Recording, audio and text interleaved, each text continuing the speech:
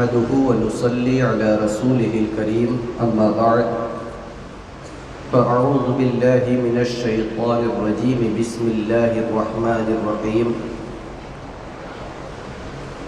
القارعة ما القارعة وما أدراك ما القارعة يوم يكون الناس كالفراش المبثوث وتكون الجبال كالعهن المنفوش آمنت بالله صدق الله العلي العظيم وبلغنا رسوله النبي المتين الأمين الكريم ونحن على ذلك لمن الشاهدين والشاكرين والحمد لله رب العالمين۔ محترم حاضرین کرام، جس آیت کریمہ کی تلاوت کا شرف حاصل کیا اس کے متعلق کچھ عرض و معروف سے پیشتر آئیے ہم سب مل کر پوری عقیدت و محبت کے ساتھ آقائے نامدار مدنی تاجدار جناب احمد مجتبی محمد مصطفیٰ صلی اللہ تعالی علیہ وسلم کی مقدس بارگاہ میں نذرانے درود و سلام پیش کریں اور پڑھیں اللہم صلی علی سیدنا و نبینا و شفیعنا و حبیبنا و طبیبنا و قلوبنا و ملجانا محمد و بارک وسلم صلو علیہ صلاۃ و سلاما علیک یا رسول اللہ صلی اللہ تعالی علیہ وسلم۔ حضرات، اللہ رب العزت قرآن مقدس میں ارشاد فرماتا ہے، پوری صورت ہی قیامت کے موضوع پر ہے۔ رب ارشاد فرماتا ہے القارعۃ ما القارعۃ۔ قارعہ عربی کا لفظ ہے اور فصحائے عرب نے فرمایا کہ اس کا معنی ضرب شدید ہے۔ ضرب شدید۔ اللہ رب العزت کا ارشاد القارعہ۔ قارعہ قیامت کو بھی کہتے ہیں۔ قارعہ کا معنی دل کو دہلا دینے والی چیز۔ اس صورت مبارکہ میں اللہ رب العزت نے قیامت کے تعلق سے ذکر فرمایا۔ جب فصحائے عرب کو چیلنج پیش کیا گیا تو بڑے بڑے فصحائے عرب نے اسی صورت مبارکہ کو لے کر کے اپنے اندازے کے مطابق اپنی کوششوں کے ساتھ طبع آزمائی فرمائی، اور اس کے مقابلے میں لکھا تھا الفیل ملفیل وما ادراک ملفیل، کہ ہاتھی کیا ہے، تم کیا جانو کہ ہاتھی کیا ہے۔ اس طریقے سے عرب والوں نے قرآن کے مقابلے میں لکھنا چاہا۔ جب سامنے پیش کیا گیا تو عرب کے بڑے تو بڑے چھوٹے بچوں نے بھی مذاق اڑانا شروع کیا کہ یہ کیسا کلام ہے۔ ہاتھی تو ایک مشہور جانور ہے، ہم اس تعلق سے بار بار سوال کر کے کہ یہ کیا ہے، یہ تو بے وقوفی والی بات ہوئی۔ کلام اللہ کا اعجاز ہے کہ کلام الہی اگر عام گفتگو بھی کرے تو اس کا مقابلہ دنیا کے بڑے بڑے فصیح بھی نہیں کر سکتے۔ القارعہ کہا گیا دل کو دہلا دینے والی، پھر کہا مل قارعہ، دل کو دہلا دینے والی چیز کیا ہے۔ انسان جب اس غور و فکر میں تھا کہ دل کو دہلا دینے والی چیز کیا ہے، دوبارہ جب سوال ہوا کہ دل کو دہلا دینے والی چیز کیا ہے تو اس کا غور و فکر اور بڑھ گیا۔ پھر کہا گیا کہ لوگو وما ادراک ما القاریہ، تم کیا جانو کہ دل کو دہلا دینے والی چیز کیا ہے؟ یوم یکون الناس کالفراش المبثوث، جس دن لوگ پتنگوں کی طرح پھرتے ہوئے نظر آئیں گے۔ وتکون الجبال کالعہن المنفوش، اور یہ پہاڑ روئی کی طرح اڑتا ہوا نظر آئے گا۔ وتکون الجبال کالعہن المنفوش فاما من ثقلت موازینہ فہو فی عیشۃ راضیہ، اور جن کا پلڑا نیکیوں سے بھاری ہے وہ عیش و عشرت والی زندگی گزاریں گے۔ وَأَمَّا مَنْ خَفَّتْ مَوَازِينُهُ فَأُمُّهُ هَاوِيَةٌ، اور جن کا پلڑا نیکیوں سے ہلکا ہے تو پھر ان کا ٹھکانہ جہنم ہے۔ وَمَا أَدْرَاكَ مَا هِيَ، تم کیا جانو کہ ماہیہ کیا ہے؟ نارٌ حامیہ، یہ آگ، ایسی آگ جو جھلسا دے، جھلس دینے والی آگ ہے، نارٌ حامیہ۔ اللہ رب العزت نے ایک نقشے کو پیش کیا اس صورت مبارکہ میں۔ تو یہ صورت مبارکہ سورہ قاریہ ہمیں اور آپ کو قیامت کی منظر کشی کر رہی ہے کہ لوگوں، قیامت کہتے کس کو ہے؟ قیامت آئے گی کیسے؟ تو دل کو دہلا دینے والی چیز کیا ہے؟ کہا گیا کہ جب قیامت آئے گی، کیسے آئے گی؟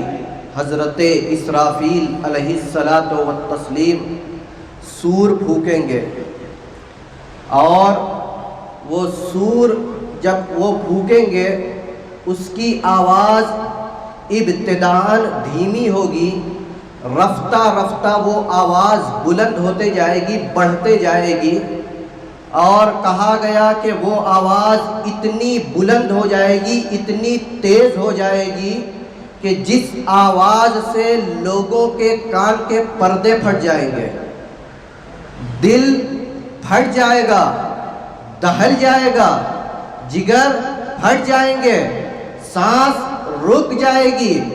علماء کرام فرماتے ہیں کہ عورت کا جو حمل ہوگا وہ حمل بھی اس آواز سے ضائع ہو جائے گا، گر جائے گا۔ القاریعۃ، دل کو دہلا دینے والی چیز۔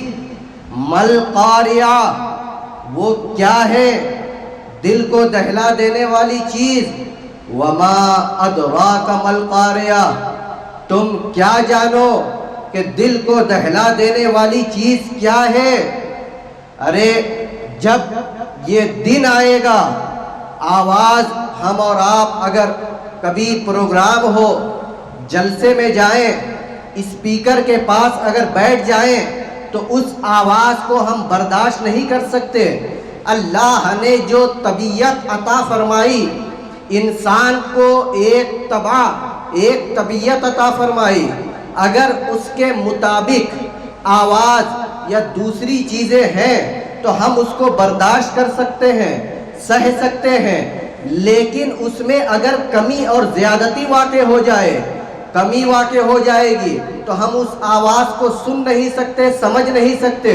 اور یہی آواز اگر تیز ہو جائے، آواز بلند ہو جائے تو ہم اس کی بھی تاب نہیں لا سکتے، اسے بھی ہم برداشت نہیں کر سکتے، ہمارے کان اس کو برداشت نہیں کر پائیں گے۔ ایسا محسوس ہوتا ہے کہ کان کے پردے پھٹ جائیں گے۔ یہ تمہارے اسپیکر کی آواز ہے جس کو ہم برداشت نہیں کر سکتے۔ کہا گیا جو سور پھونکا جائے گا اس کی آواز اتنی بلند ہو جائے گی، اتنی تیز بڑھے گی کہ لوگوں کے کان کے پردے پھٹ جائیں گے، دل जिगर फट जाएगा, सांसें फट जाएंगी, इंसान बर्दाश्त नहीं कर पाएगा। इसी को क़यामत कहते हैं, इसी को क़यामत कहते हैं। जिस दिन यौमा यकूनुन नासु कल फराशिल मबसूस, लोगों वो दिन ऐसा होगा जिस दिन लोग, इंसान पतिंगों की तरह फिरते हुए नजर आएंगे।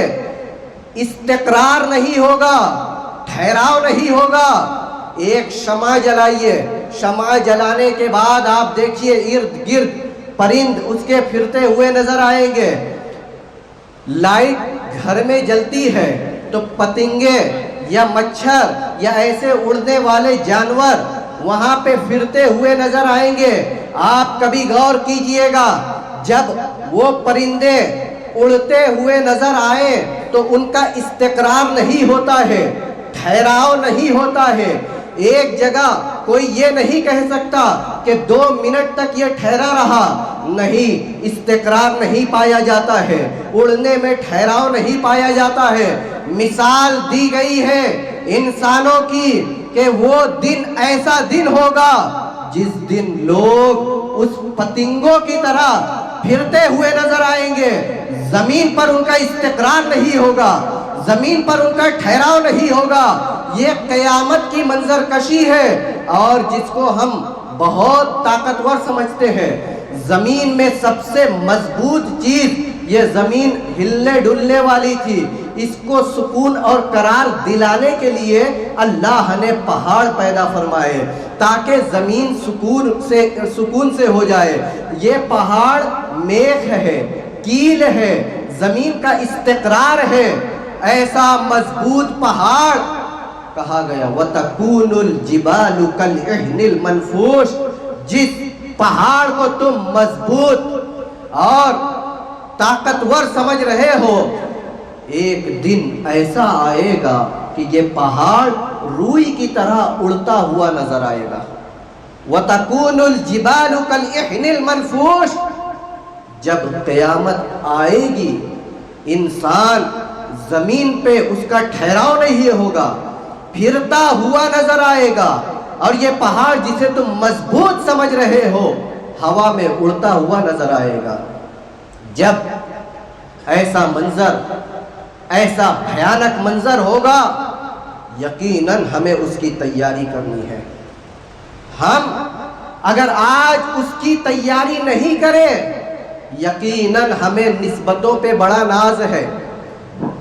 हमारे असलाफ, हमारे बुजुर्गाने दीन यकीनन हमें बचाएंगे, लेकिन इसका मतलब ये नहीं कि हम बेपरवाह हो जाएं।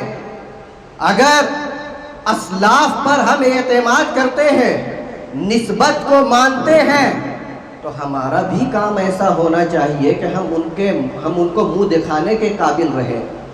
हमारे भी आमाल ऐसे होने चाहिए कि हम उनको मुंह दिखाने के काबिल रहे। जब हमारे आमाल अच्छे होंगे, यकीनन उनकी मदद शामिल हाल होगी। कहा गया इंसान पतिंगों की तरह फिरेगा, पहाड़ उड़ता हुआ नजर आएगा, लेकिन फ़अम्मा मन सकुलत मवाज़ीनुहु, जिसके पलड़े में, जिसके आमाल में नेकियां होगी, फहुवा फी ईशतिर रादिया, तो वो ऐशो इशरत वाली उसकी हयात होगी, आराम और इस्तिराहत वाली उसकी जिंदगी होगी। तो जिंदगी किसकी खराब होगी?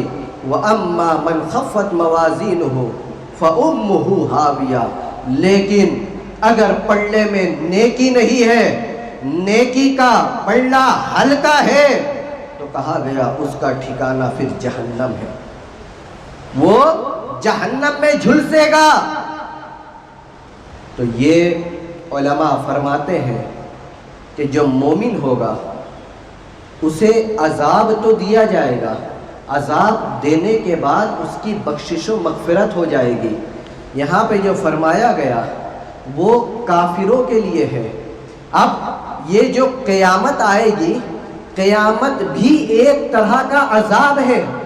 قیامت بھی ایک طرح جو آئے گی وہ بھی کہا گیا کہ کافروں پر آئے گی، کافروں پر یہ قیامت آئے گی۔ جیسے اب قیامت کا جب منظر ہوگا، قیامت کے تعلق سے حدیث مبارکہ میں آیا ہے، آپ اندازہ لگائیے، اللہ کے حبیب ارشاد فرماتے ہیں کہ قیامت کا ایک دن، قیامت کا ایک دن ہمارا اور آپ کا جو آج کا دن ہے 50,000 سال کے برابر ہوگا۔ قیامت کا ایک دن، عام دن جو گزر رہے ہیں 50,000 سال کے برابر ہوگا، لیکن یہ کس کے لیے ہے؟ کہا گیا وَأَمَّا مَنْ خَفَّتْ مَوَازِينُهُ، یہ بوجھ، یہ لمبا عرصہ مومنوں کے لیے نہیں، کافروں کے لیے ہوگا۔ اور مومنوں کے لیے قرآن پاک کی تفسیر میں کہا گیا کہ مومنوں کے لیے قیامت بس اتنی ہے جتنی دیر میں عصر کی نماز ہوتی ہے، یا کہا گیا قیامت مومنوں کے لیے اتنی ہے کہ عصر سے مغرب تک جتنا وقت ہے نماز کا اتنی دیر ہوگی۔ اور ایک روایت میں یہ آیا ہے کہ مومنوں کے لیے قیامت کا وقت صرف اتنا ہوگا جتنی دیر میں وہ 2 رکعت نماز ادا کرتا ہے۔ تو یہ مومنوں کی خوش نصیبی ہے۔ فَأَمَّا مَنْ ثَقُلَتْ مَوَازِينُهُ، جس کے پلڑے میں نیکیاں بھری ہوں، نیکیوں کا پلڑا ہو، تو اس کے لیے قیامت کا دن 50,000 سال کے برابر نہیں، صرف 2 رکعت نماز جتنی دیر میں ادا کی جاتی ہے اتنی دیر، اتنا وقفہ ہوگا۔ کہا جاتا ہے کہ یہ کیسے ہو سکتا ہے کہ 50,000 سال کہاں اور 50 منٹ کہاں، 50,000 سال کو 50 منٹ میں کیسے سمایا جائے گا؟ تو سنو، یہ میرے رب کی شان ہے، اللہ کی قدرت ہے کہ اگر وہ وقت کو پھیلانا چاہے تو اس کو 50,000 سال کر سکتا ہے، اگر وقت کو سمیٹنا چاہے تو وہ 50 منٹ میں سمیٹ دے گا۔ حج کا ماحول ہے، لوگ اب حج کے لیے جانے والے ہیں، 12 تاریخ سے غالباً فلائٹ شروع ہو گئی ہے۔ آپ ان حجاج کرام سے رابطہ کیجئے، یا جو لوگ حج کر چکے ہیں، حج سے آ چکے ہیں، آپ ان سے ذرا پوچھئے کہ میدان عرفات میں بھی انہوں نے اپنی زندگی کو گزارا، ایام گزارے۔ میدان عرفات بہت بڑا میدان نہیں ہے، مزدلفہ بہت بڑا علاقہ نہیں ہے، مینا بہت بڑا علاقہ نہیں ہے، ایک 4 سے 5 کلومیٹر کی آبادی میں یہ سب کچھ آباد ہے۔ حرم مبارک بہت بڑا شہر نہیں ہے۔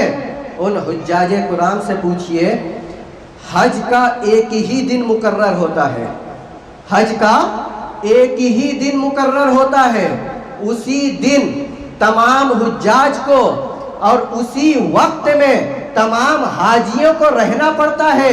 ارے 1 لاکھ رہنے کی جگہ ہے، میدان عرفات میں 1 لاکھ آدمی رہ سکتا ہے، لیکن یہ 40 لاکھ کیسے سما جاتے ہیں؟ حج کے دنوں میں یہ 40 لاکھ کیسے سما جاتے ہیں؟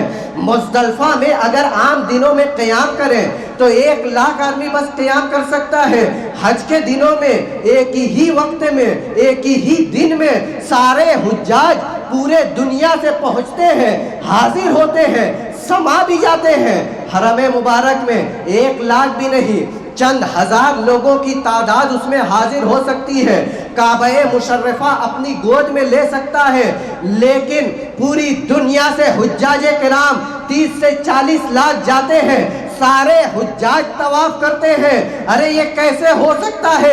اللہ کے حبیب ارشاد فرماتے ہیں کہ اللہ رب العزت نے اس زمین میں برکت عطا فرمائی ہے، زمین میں پھیلاؤ عطا فرمایا، جتنے حجاج آئیں گے اللہ تعالیٰ نے ایسی برکت عطا فرمائی ہے کہ وہ زمین اپنی گود میں سارے حجاج کو لے لیتی ہے، کعبہ مشرفہ اپنے گود میں سارے حجاج کو لے لیتا ہے، کہا گیا ایک ماں جب ایک عورت حمل سے ہوتی ہے، پیٹ میں بچہ ہوتا ہے، جب تک بچہ پیٹ میں ہو تو اس کا پیٹ بڑھتے رہتا ہے، بڑھتے رہتا ہے، جہاں ولادت ہوئی پھر پیٹ اپنی جگہ پر آ جاتا ہے۔ ایسے ہی کعبہ مشرفہ حجاج کرام جب حاضر ہوتے ہیں تو وہ اپنے پیٹ میں لے لیتا ہے، جب تک حجاج رہتے ہیں وہ اپنے پیٹ میں اپنا پھیلاؤ کیے ہوئے ہوتا ہے، اور جب حجاج چلے جاتے ہیں تو اپنے زمین کو سمیٹ لیتا ہے۔ تو اللہ رب العزت کی یہ شان ہے، اگر وہ زمین کو پھیلانا چاہے تو 1,00,000 کی جگہ 40 لاکھ حاجیوں کو اکٹھا کر سکتا ہے، اور اگر وہ سمیٹنا چاہے تو ایک وقت 50,000 سال کو 50 منٹ میں سمیٹ سکتا ہے۔ تو اللہ کی یہ قدرت ہے، اللہ کی یہ شان ہے کہ اگر کافروں کے لیے یہی دن 50,000 سال کرنا چاہے تو 50,000 سال کرے گا، مومنوں کے لیے 50 منٹ کرنا چاہے تو مومنوں کے لیے وہی دن 50 منٹ کا ہو جائے گا۔ تو قیامت کیا ہے؟ دل کو دہلا دینے والی چیز۔ جب قیامت آئے گی تو یہ آسمان ٹوٹ جائیں گے، ستارے ٹوٹ جائیں گے، کوئی چرند پرند کچھ نہیں ہوگا۔ ہمیں اس قیامت کی تیاری آج سے کرنی ہے۔ اگر ہم اپنے عمل میں کامیاب رہے تو یقیناً ہمارے لیے وہ دن ہلکا ہوگا، اور اگر ہم نے اپنے اعمال پر توجہ نہیں دی تو پھر وہ دن ہمارے لیے بھاری ہو جائے گا۔ قیامت کے تعلق سے کہا گیا کہ اللہ کے حبیب علیہ الصلاۃ والتسلیم نے فرمایا، صحابہ کرام سے کہا کہ اے صحابیوں، غریب کون ہے؟ غریب کون ہے؟ الگ الگ طرح سے لوگوں نے جواب دیا۔ صحابہ کرام کی جماعت تھی، کسی نے کہا یا رسول اللہ صلی اللہ علیہ وسلم، غریب وہ ہے جس کے پاس مال اور دولت نہ ہو۔ کسی نے کہا غریب وہ ہے جس کے پاس زیور اور سونا نہ ہو۔ کسی نے کہا یا رسول اللہ صلی اللہ علیہ وسلم، غریب وہ ہے جس کے پاس رہنے کے لیے مکان اور جگہ نہ ہو۔ آقا کریم علیہ الصلاۃ والتسلیم نے ارشاد فرمایا، نہیں، غریب وہ نہیں جس کے پاس مال و دولت نہ ہو، غریب وہ نہیں جس کے پاس رہنے کے لیے مکان اور جگہ نہ ہو۔ مصطفیٰ جان رحمت صلی اللہ علیہ وسلم ارشاد فرماتے ہیں، تم میں غریب وہ شخص ہے کہ کل میدان محشر میں قیامت کا دن ہوگا، ایک شخص جنت کی طرف جا رہا ہوگا، اس کا عمل، اس کا دفتر نیکیوں سے بھرا ہوگا، اور جنت کی طرف جانے کا پروانہ دے دیا جائے گا، حکم ہوگا کہ جنت کی طرف چلا جائے۔ لیکن جب وہ جنت کی طرف بڑھے گا تو چند لوگ آئیں گے اور اللہ کی بارگاہ میں التجا کریں گے، عرض کریں گے، گزارش کریں گے کہ مولا اس بندے سے تو مجھے حساب دلوا۔ یاد رکھو، اللہ تعالیٰ جس سے حساب لے لیا تو پھر ہم لوگ نہیں بچ پائیں گے۔ اگر اللہ نے حساب لے لیا ہم نہیں بچ پائیں گے۔ اسی لیے اللہ کے رسول صلی اللہ علیہ وسلم ہمیشہ اپنی دعا میں اس دعا کو شامل کیا کرتے تھے کہ اے اللہ ہمیں بغیر حساب جنت عطا فرما، اے اللہ بغیر حساب ہمارا حشر فرما۔ حضرت عائشہ صدیقہ فرماتی ہے، ایک دن میں نے عرض کیا یا رسول اللہ صلی اللہ علیہ وسلم میرے حق میں دعا فرمائیے، تو مصطفیٰ جان رحمت صلی اللہ علیہ وسلم نے اللہ کی بارگاہ میں دعا کے لیے ہاتھ اٹھائے اور کہا اے اللہ ان کو بغیر حساب جنت عطا فرما۔ حضرت عائشہ خوش ہو گئی اور کہنے لگی میں یقیناً بخدا یہ کہتی ہوں کہ اب کل میں میدان محشر میں حساب و کتاب سے بچ جاؤں گی، اس لیے کہ کسی عام زبان سے نکلے ہوئے کلمات نہیں ہے، مصطفیٰ جان رحمت صلی اللہ علیہ وسلم نے ان کی زبان مبارکہ سے کلمات نکلے ہیں، میں کل میدان محشر بغیر حساب جنت میں جاؤں گی۔ لوگوں کہا گیا اللہ سے دعا کرو کہ بغیر حساب وہ ہمارا حشر فرمائے۔ اگر اللہ نے ہم سے ایک آنکھ کا حساب لے لیا تو ہم اس کو نہیں چکا پائیں گے، اس ایک آنکھ کا حساب نہیں دے سکتے۔ اسی لیے کہا گیا کہ اے لوگوں ان آنکھوں سے اللہ کے لیے کبھی اپنے زندگی میں ایک قطرہ آنسو ہی بہا لو، اور یہ آنسو ایسا قیمتی ہو جائے گا کہ تمہارے جتنے بھی اعمال ہو، جتنی بھی نیکیاں ہوں، ان سب نیکیوں پر تمہارا یہ ایک قطرہ آنسو بھاری پڑ جائے گا۔ اس ایک قطرہ آنسو سے آپ کی نجات ہو جائے گی۔ اللہ کے حبیب ارشاد فرماتے ہیں کہ غریب وہ شخص ہے کہ میدان محشر میں جنت میں جنت کا پروانہ مل جائے گا، حکم ہوگا کہ جنت کی طرف چلا جائے۔ جب وہ جنت کی طرف بڑھے گا تو چند لوگ آئیں گے اور آ کر کے اللہ کی بارگاہ میں عرض کریں گے مولا تو مجھے اس سے حساب دلوا۔ وہ کیا حساب ہے؟ کوئی 3 افراد آئیں گے، 3 شخص آئیں گے۔ پہلا آ کر کے کہے گا کہ اے اللہ اس نے میرے مال کو لیا، اور وہ کوئی عام آدمی نہیں ہوگا بلکہ نیک ہوگا، پرہیزگار ہوگا، ذمہ دار ہوگا، ٹھیکیدار ہوگا، ایک بڑے عہدے پر فائز ہوگا، لیکن وہ عرض کرے گا مولا میرے مال کو اس نے حلف کیا تھا، اے اللہ میرے مال کو اس نے ہڑپ کیا تھا۔ دوسرا کہے گا اے اللہ اس نے مجھ پر بلا وجہ ظلم کیا تھا۔ تیسرا کہے گا اے اللہ اس نے مجھے گالی دی تھی۔ دیکھیے نیکیوں سے دفتر بھرا ہوا ہے، نیکیوں سے پر ہے، جنت کی طرف جا رہا ہے، لیکن 3 شخص جو گنہگار تھے وہ آئیں گے، اللہ کی بارگاہ میں عرض کریں گے مولا اس نے میرے مال کو ہڑپا، مولا اس نے مجھ پر ظلم کیا، مولا اس نے مجھے گالی دی۔ آج ہم اور آپ دیکھتے ہیں ہمارا ماحول کہ انسان نماز بھی پڑھ رہا ہے، زبان پر گالی بھی ہے، انسان عبادت بھی کر رہا ہے، زبان پر گالی ہے، انسان نیکی بھی کر رہا ہے لیکن اس کی زبان صاف نہیں۔ کہا گیا کل میدان محشر میں جب اس کی نیکی پیش ہوگی اللہ رب العزت فرشتوں کو حکم دے گا کہ اے فرشتوں اس کی نیکی جو یہ مظلوم آئے ہوئے ہیں اس بندے کی نیکی اسے دے دو، پھر اس کی نیکی بچی رہے گی، کہا جائے گا دوسرے کے دے دو، دوسرے کو دے دیجئے، پھر تیسرا شخص جو ہوگا کہا جائے گا وہ نیکی اسے بھی دے دی جائے۔ جب تینوں کو نیکی دے دی جائے گی اب اس بندے کے پاس نیکی نہیں ہے، وہ نیکیوں سے خالی ہو گیا، پھر چند افراد آئیں گے اور اللہ کی بارگاہ میں عرض کریں گے مولا میرے ساتھ اس نے یہ کیا تھا، اے اللہ میرے ساتھ اس نے یہ کیا تھا، اے اللہ مجھ پر اس نے ظلم کیا تھا۔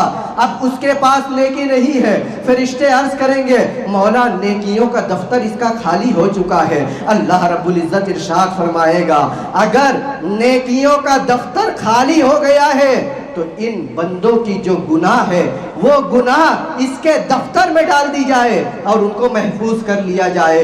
تو ذرا غور کیجئے اللہ کے حبیب ارشاد فرماتے ہیں غریب وہ نہیں جس کے پاس مال و دولت نہ ہو، غریب وہ نہیں جس کے پاس رہنے کے لیے جگہ نہ ہو، غریب وہ ہے کہ جس کے پاس نیکی ہے لیکن نیکی ہونے کے ساتھ ساتھ اس کی زبان صاف نہیں، نیکیوں کے ساتھ ساتھ وہ ظالم ہے، مظلوموں پر ظلم کر رہا ہے، جابر ہے، جبر کر رہا ہے، تو کہا گیا یہ غریب ہے۔